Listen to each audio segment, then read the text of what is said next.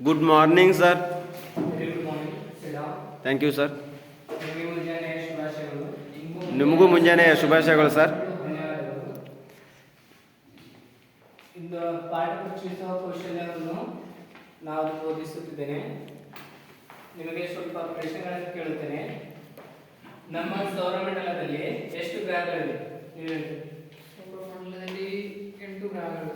8 ಗ್ರಹಗಳಿವೆ. Very good. ಕೊಡ್ರಿ, ನೀವು ಹೇಳ್ತೀವಿ ಸರ್. ಅವರು 8 ಗ್ರಹಗಳು ಅಂತ ಹೇಳ್ಯಾರ. ಆ 8 ಗ್ರಹಗಳು ಯಾವ್ಯಾವ ಅಂತ ಹೇಳ್ತೀರಾ? ಗುರು, ಮಂಗಳ, ಗುರು ಬುಧ, ಗ್ರಹ, ಗುರು ಗ್ರಹ, ಮಂಗಳ ಗ್ರಹ, ಬುಧ ಗ್ರಹ, ಯುರೇನಸ್, ನೆಪ್ಚೂನು, ಇಷ್ಟೇ ಗೊತ್ತು. ಗುಡ್. ಗ್ರಹಗಳು ನೀವು ಪೂರ್ತಿಯಾಗಿ ಹೇಳ್ರಿ. ಹಾಂ ಸರ್. ಹೇಳಿ.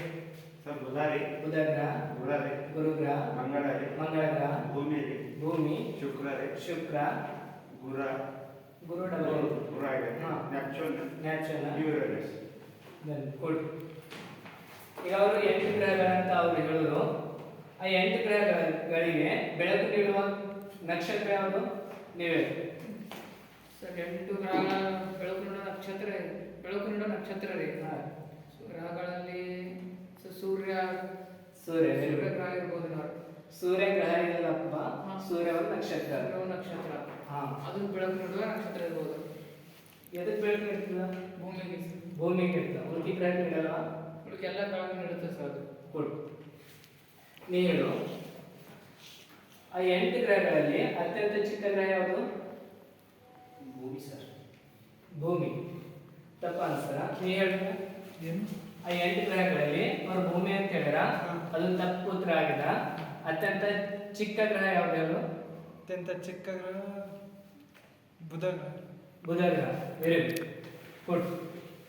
ಅವರು ಗ್ರಹಗಳ ಅತ್ಯಂತ ಚಿಕ್ಕ ಗ್ರಹ ಹೇಳ್ಯಾರ. ನೀವು ಅತ್ಯಂತ ದೊಡ್ಡ ಗ್ರಹ ಹೇಳ್ರಿ.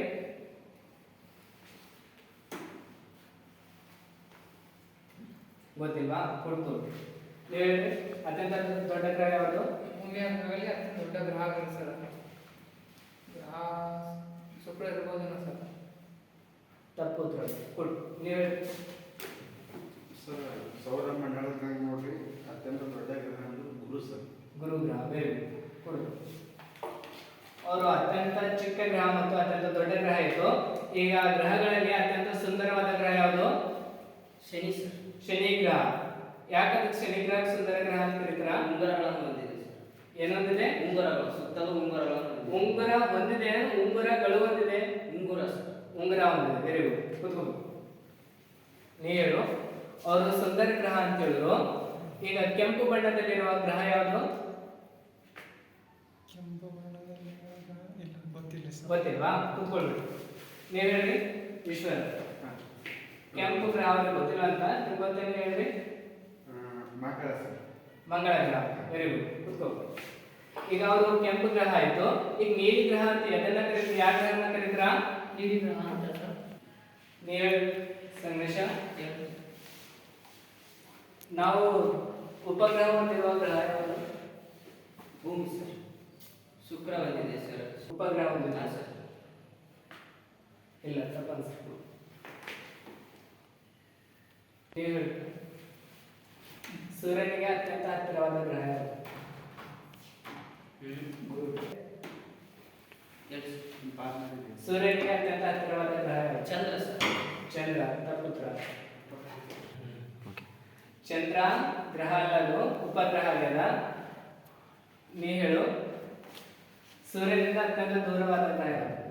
ಸೂರ್ಯನಿಂದ ಅತ್ಯಂತ ದೂರವಾದರೆ ಗ್ರಹ ಗ್ರಹ ಯಾವುದು? ಪ್ಲೂಟೋ. ಪ್ಲೂಟೋ ಗ್ರಹ ಇಲ್ಲಪ್ಪ. ಅದು ಪ್ಲೂಟೋ ಗ್ರಹ 9 ಗ್ರಹ ಆಯ್ತವ. ಪ್ಲೂಟೋ ಗ್ರಹ. ಪ್ಲೂಟೋ ಗ್ರಹ ತೆಗೆದಾಕ್ಯಾರ. ಅತ್ಯಂತ ಹತ್ತಿರವಾದ ಗ್ರಹ ಬೇರೆ ಗ್ರಹ. ಕೂತ್ಕೊಂಡ ಹೇಳಿ. ನೀವು ಸೂರ್ಯನಿಂದ ಅತ್ಯಂತ ದೂರವಾದ ಗ್ರಹ ಯಾವುದು? ನೋಡಿ ಸೂರ್ಯನಿಗೆ ಅತ್ಯಂತ ದೂರವಾದ ಗ್ರಹ ಯುರೇನಸ್. ಯುರೇನಸ್. Very good. ಮೂರನೇ.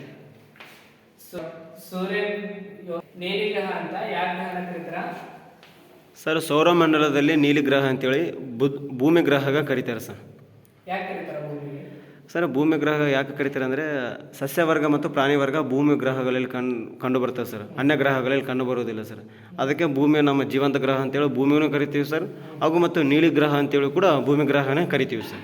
ಜೀವಿಗಳಿಂದ ಅದಕ್ಕೆ ಜೀವಂತ ಗ್ರಹ ಅಂತ ಕರೀತೀವಿ. ಹಾ, ಸರ್. ನೀಲಿ ಗ್ರಹ ಅಂತ ಯಾಕೆ ಕರಿತೀವಿ? ಸರ್ ಗೊತ್ತಿಲ್ಲ ಸರ್. ಹೌದು, ಕೂತ್ಕೊಳ್ಳಿ, ಹೇಳ್ತೀನಿ. ಈಗ ಹೇಳೋದು ಜೀವಂತ ಗ್ರಹ ಅಂತ ಭೂಮಿಗೆ ಅಂತೀವಂತ.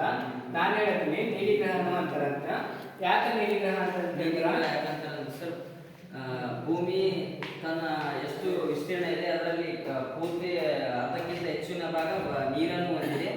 ಏಕೆಂದರೆ ನೀರು ಒಂದು ಥರ ನೀಲಿ ಕಲರ್ ಇರೋದ್ರಿಂದ ಮೇಲಿಂದ ನಾವು ನೋಡಿದಾಗ ನೀಲಿ ಆಕೃತಿ ನೀಲಿ ಕಲರ್ನಲ್ಲಿ ಕಾಣುತ್ತದೆ. ಆದ ಕಾರಣ ಇನ್ನು ಭೂಮಿಯ ಬಗ್ಗೆ ತಿಳಿದುಕೊಳ್ಳೋಣ.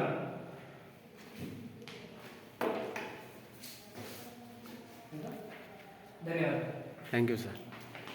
ಈಶ್ವರ